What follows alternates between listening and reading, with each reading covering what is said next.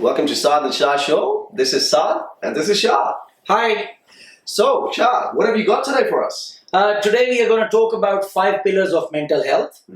That is from a toolkit for modern life, and the author is Dr. Emma Hepburns.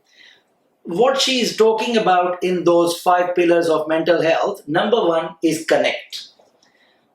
Connect as in connecting with other human beings is of extreme importance because we human beings are social animals. Yeah, 100%. So that is why we need to connect with people, to catch up with them for a coffee or going out for dinner or even going to gym with someone, which we missed a lot during the pandemic. Pandemic and lockdown. So nothing, we really took that for granted, right? That's right. And it is of extreme importance for our mental health. 100%. So that leads us to our second point, which is staying active. Yep. Now, before I go into that point, let me ask you a quick question. Now, let's say you were living in the 1800s, okay? Every single morning at 4 a.m., 5 a.m. in the morning, you basically had to walk 5 kilometers, 10 kilometers to fill up water buckets for yourself, for your family, just to provide the basic necessity, which is cooking, cleaning, showers, stuff like that. You're walking, you're having probably 40 to 50,000 steps, okay? You're coming back, and that hasn't finished. The day has just started. You know, now you have to farm, you have to actually get the vegetables out and, you know, grow more food and things like that. So people had a healthy lifestyle. People had an amazingly, insanely healthy lifestyle. You really think you would have time to be mentally depressed and being anxious? No, because you are so occupied with your time. 100%. Yeah. And at the same time, I think that leads us to our...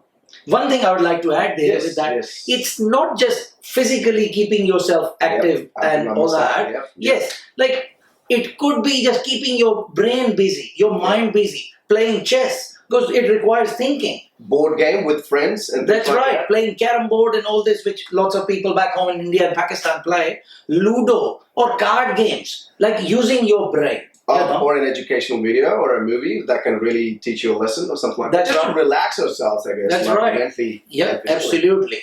And then it brings us to our next point, which is being present, being in the present moment. As the word goes itself, the present as in the gift. So value the gift, which is now. There's no point dwelling in the past because you cannot change it. There's no point worrying about the future because you cannot control it. The only thing in our control is the present. If we can take care of our present, our future will be taken care of itself. 100%. That's a really good point. Now, that leads us to the fourth point, which is learn. Learning. I think learning anything new, which it can be a new skill. It can be a new language. For example, these days I'm actually trying to learn Arabic. And even though... you know, my ancestors are from Arabia, somewhere in the Middle East, but I had no clue about the language Arabic. I'm trying to learn that language to understand because I want to travel the world and I want to travel the Middle East. I want to be able to talk to these people in their own language, understand the culture. And that really keeps me motivated. That really keeps me excited because it's hard. It's not an easy job to learn a new language in your mid-30s.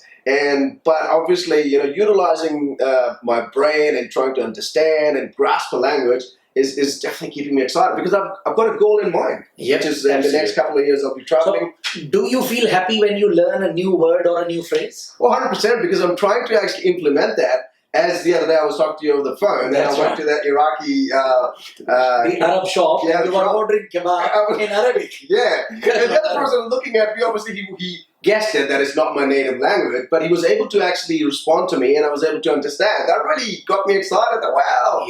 I was able to actually order a shawarma today in Arabic. That's right. It's just like I used to work at a restaurant in the early days, as you know, at an Indian restaurant.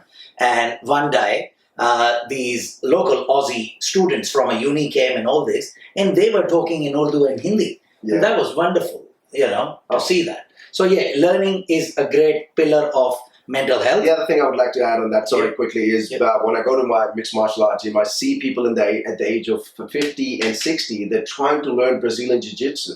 and they're trying to learn this a new form of martial art which they've never learned before. But obviously that's just keeping them excited, and they're very excited and motivated and pumped for the day because they want to go to the gym, they want to learn those moves and everything. And I asked a couple of guys, they're like, look, there's no age limit to what you want to learn. There's no age limit to learn it. Yep, you know, absolutely. And there's no ending until you die. You keep on studying, keep on learning until the day you die. Absolutely. Every day is a school day. Absolutely, it is. That brings us to our last and final point, which is give. Give as in, if you have money, give money to the needy people. That will give you inner joy, inner happiness and satisfaction. In case if you are not, wealthy enough to do that, we all have time. Yeah. And God has blessed everyone with the same 24 hours in a day. Yeah. So if you can give some time to people who are in need, as in they are going through some difficult times, and you give them time, just listen to their issues and problems. You do not have to give them any advice or suggestion on it.